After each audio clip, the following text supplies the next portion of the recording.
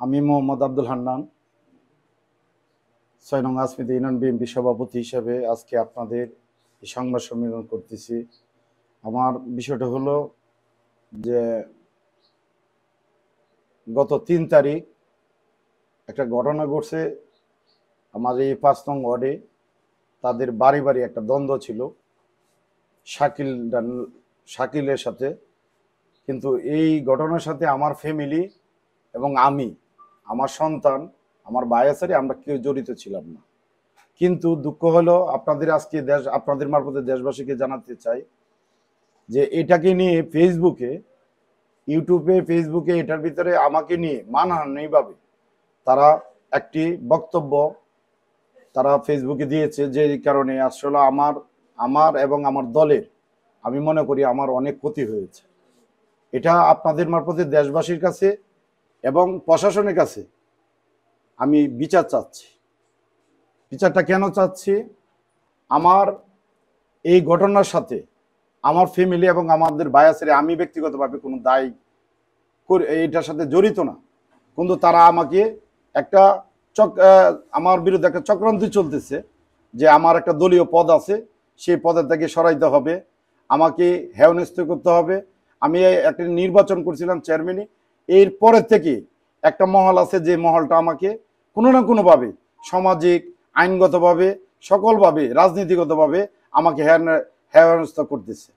এটা আজকে যে আমার যে ঘটনাটা ঘটছে মারামারি, এটা তাদের বাড়ি বাড়ি একটা ঘটনা, একটা মারামারি হয়েছে। বাড়ি বাড়ি একটা মারামারি হয়েছে আপন সাহায্য বায়াসারি। এটার সাথে তারা আমার কোনো আত্মীয় না, আর তাদের সাথে আমাদের কোনো সম্পর্ক নাই।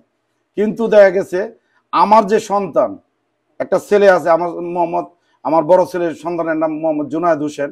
উনি ওই টাইমে আমার এই সন্তান কিশোরগঞ্জ ভার্সিটিতে, এই সন্তানকে ১ নম্বর আসামি করে তাকে মামলার এফআইআর-ভুক্ত আসামি করা হয়েছে। কিন্তু আমার দুঃখ হলো যে কটিয়াদির যে মডেল থানার ইনচার্জ তরিকুল সাহেব, ওনাকে আমি জিজ্ঞাসা করলাম যে আমার নামে এবং আমার ছেলের নামে যে আপনি মামলাটা নিলেন, এটা কি আপনি তদন্ত করছেন? উনি বলছেন যে না। তদন্ত না করে আপনি এই মামলাটা কেন নিলেন? আমার সন্তান এবং কি আমি এটার সাথে জড়িত ছিলাম? উনি বলছে আচ্ছা ঠিক আছে, যদি আপনার সন্তান জড়িত না থাকে তাহলে মামলা থেকে বাদ করে দিব। আমি বলতে যে বাদে তো প্রশ্ন আসে না। আমার সন্তান যেই জায়গার বাইরে উপস্থিত নাই, যাদের সাথে আমাদের কোনো সম্পর্ক নাই, তাহলে আমার ছেলেকে ১ নম্বর আসামি দিয়ে কেন আপনি মামলাটা নিলেন? আপনি কেন তদন্ত করলেন না? উনি কোনো জবাব দিতে পারলেন না।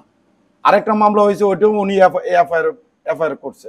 তা আপনারা যেহেতু জাতির বিবেক, আপনাদের সাংবাদিক বিন্দু, আপনাদের কাছে দেশবাসীর কাছে আমার বিনীতভাবে অনুরোধ, আমি ২০২১ সালে ইউপি নির্বাচন করছি। তারপরে থেকে আপনারা জানেন আসমিতা যারা আপনার মোটামুটি দেখা গেছে যে রাজনীতি করে, অরাজনীতি করে, এলাকার খারাপ কাজ করে, আমি তাদের বিরুদ্ধে কাজ করি।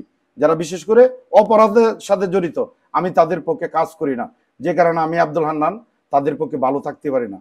এটাই সংগ্রাম করে আজকে এই ২০২১ সাল থেকে ২০২৫ সাল এখন পর্যন্ত আমার উপরে কোনো না কোনোভাবে আমার উপর একটি হামলা, এভাবে আপনার মামলা এবং সমাজে আমাকে হেয়নিস্ত করার জন্য